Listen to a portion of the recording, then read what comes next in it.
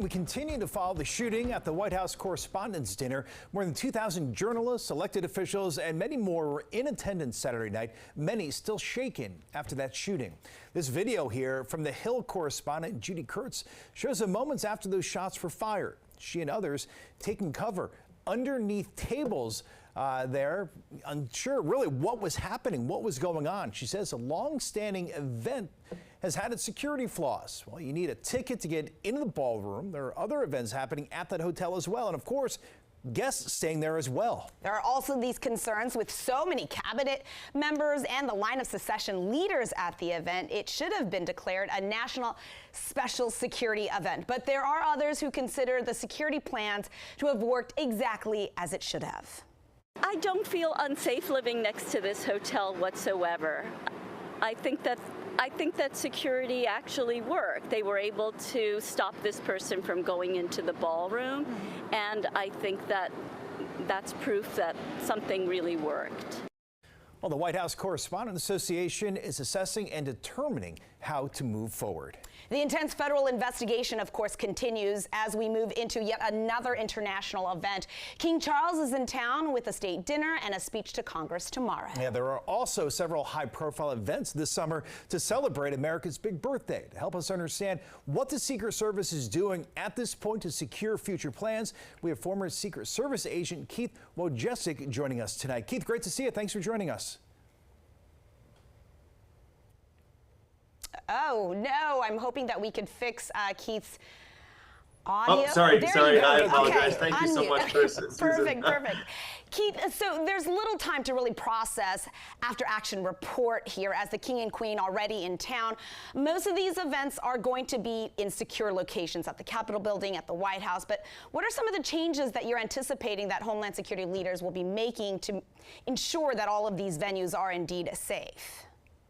You know, that's a great question. And I believe that with everything that's going on, the recent attempt, the royal visit, everything is still moving forward because most events were already planned in a highly controlled environment anyway, just as you stated.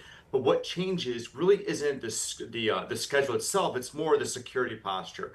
With the occurrence of what happened this past weekend, you're going to see tighter perimeters, maybe even going further out, more screening and fewer unscripted interactions in order to make sure that everything is secure and above and beyond everyone knows what's going on.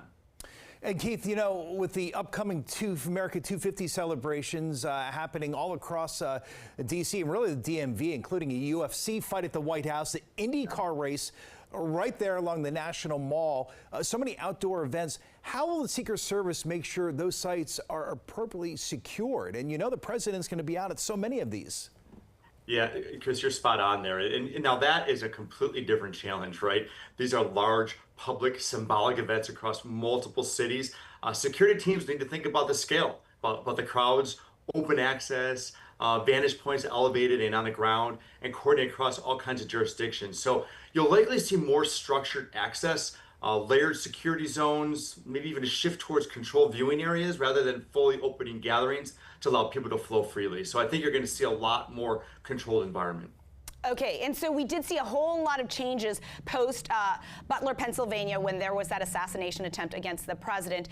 It meant that the president was restricted from having those large outdoor rallies that he quite enjoys. So what now? Will we see more limits to when people can actually interact with the president? You know, I probably assume that again, you know, after Butler, we saw a ton of improvements in perimeter security and coordination, specifically around coordination communication. The latest attempt reinforces the need for the focused access control. In order to control the access closely, you know, we need to make sure people are vetted, how early threats are identified. That's really what's going to set off the security alarms as needed. Now, it's less about reacting at the moment and more about preventing someone from getting into the position in the first place, much like we just saw this past weekend. And really quickly, Keith, since we have you, what kind of impact does not having a budget do for all of these planning and all of the security measures that need to have communication with all of these agencies?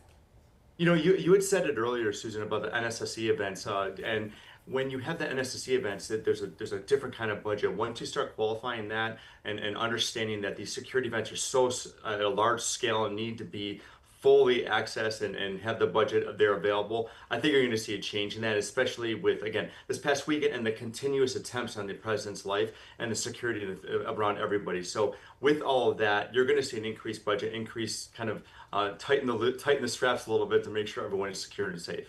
Yeah, we're going to have so much happening here in D.C. Keith, great insight. We appreciate it. Keith Wojcik, a former Secret Service agent. Thanks for joining us tonight, Keith. Always terrific information. Thanks, Chris. Thanks, Susan. Have a wonderful night. Thank you. All right, and you can find continuing coverage of the shooting at the White House Correspondents Dinner, including what reporters are sharing about the really frightening evening. Just go to our website, dcnewsnow.com, and search White House Dinner.